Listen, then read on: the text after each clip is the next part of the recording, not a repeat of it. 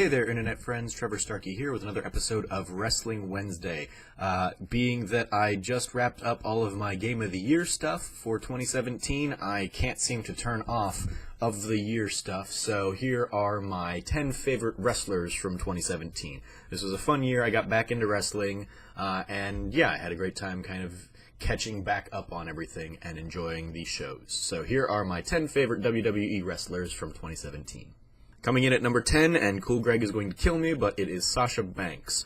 I love the Legit Boss, and her reaction to making history recently in a women's match in Abu Dhabi was truly something that was very genuinely moving to me. But apart from that and her all-too-brief run with the title this year, she didn't really have that much to do. Alexa Bliss ended up winning the title right back from her, so she definitely had some good matches, but I wish we'd seen her do more in 2017. Number 9, Rusev.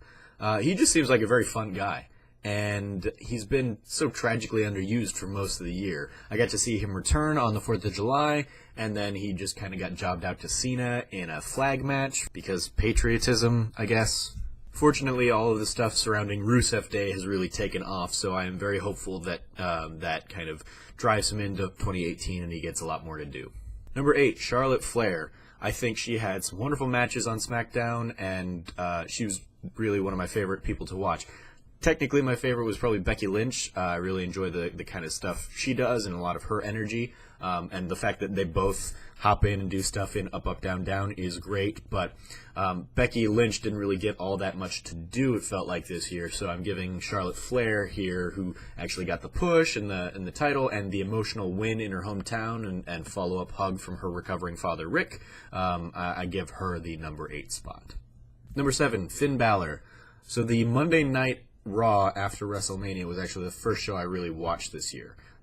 After listening to the Kind of Funny WrestleMania watch-along, that was what helped bring me back into the fold. And Finn Balor came back to a whole lot of fanfare in that. I thought he was having some really great matches, and I loved his athleticism. So I don't know why the WWE tried to make Demon Finn versus Sister Abigail a thing.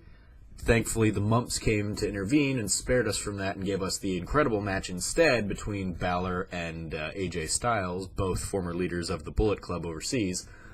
But then, just as suddenly, they gave up on him because I guess Vince's golden boy, Brock, is going to go the annoyingly full year with the belt, despite really never showing up to give it any kind of significance. I'm hopeful that his recent reunion with former Bullet Club members Gallows and Anderson gives all three of them a much-needed and much-deserved push in 2018. Number 6, Alexa Bliss, who is phenomenal on the microphone and has worked wonders, I think, as a heel champ this year. The terrible This Is Your Life segment with Bayley aside, Bliss has been one of my favorite performers to watch all year. I wish they'd actually given us the battle between her and Nia Jax that they kept teasing, but maybe we'll get that at the Royal Rumble, or with Nia getting a Royal Rumble win versus her at WrestleMania, or we'll just see Alexa Bliss in the inevitable showdown against Asuka, and yeah, have some fun there. So, number 5, Braun Strowman, because dude lifted a freaking ambulance. And yeah, I know, there was, I'm sure, camera trickery with like a crane or something on the other side helping tip it over, but they really let him look like a beast this year, and squash after squash and just crushing opponents. And then, of course, there came the stupidly pointless thing against Lesnar, where Lesnar beat him with like one F5. And I'm just left remembering when friggin' 50-year-old Goldberg squashed Lesnar in 86 seconds. So, you know, fuck Lesnar for ruining so many good things this year. Speaking of, number 4, Samoa Joe. Joe carried the entirety of the Brock Lesnar-Samoa Joe feud at Great Balls of Fire, and Lesnar just phoned every goddamn thing in.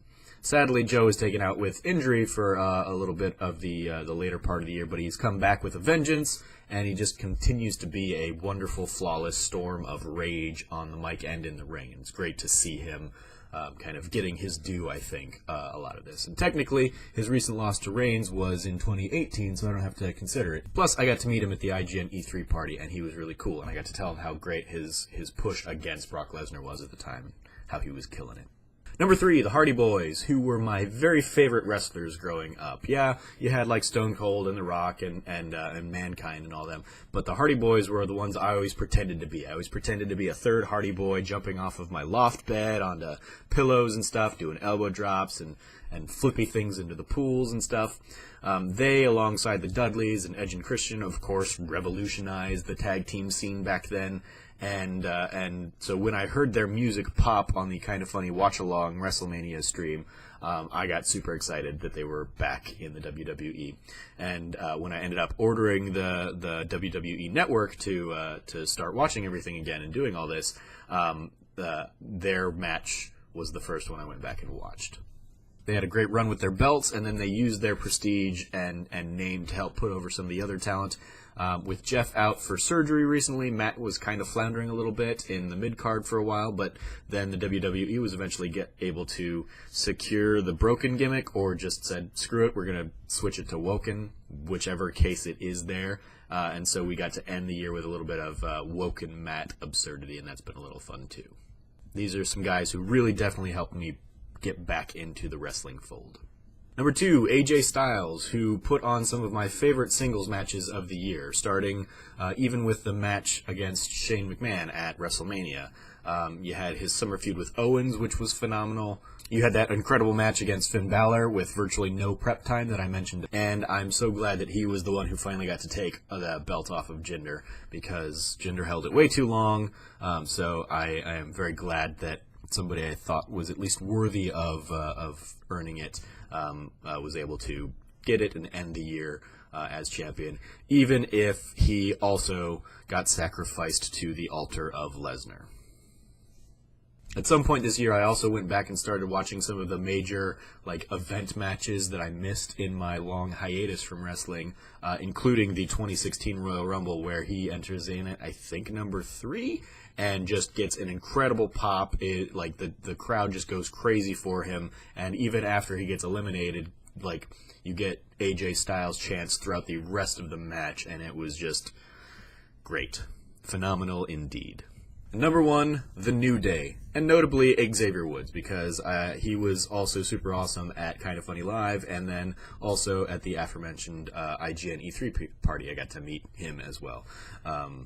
Apart from that, though, The New Day routinely put on some of my favorite matches at every pay-per-view they were involved in this year. Their long-running back-and-forth feud against the Usos really was an incredible showcase, I think, for both teams, and really helped elevate both of their stock within the company. One of my very favorite matches of the entire year was their SummerSlam match, which the WWE foolishly relegated to the pre-show, but they made the best of it and then got to kind of do it even more in the limelight at Hell in a Cell, and they just went crazy and impressed, I think, everybody. The New Day was the complete package in 2017 for me. They were great in the ring, they were great on the mic, and Xavier Woods was great in person. So, New Day rocks. New Day rocks. That's my list of my 10 favorite wrestlers from 2017. Let me know yours in the comments below. As always, I've been your host, Trevor Starkey from TrevorTrove.com. You can follow me at SnarkyStarkey on Twitter. And until next time, from here at the Trove, treasure your friends.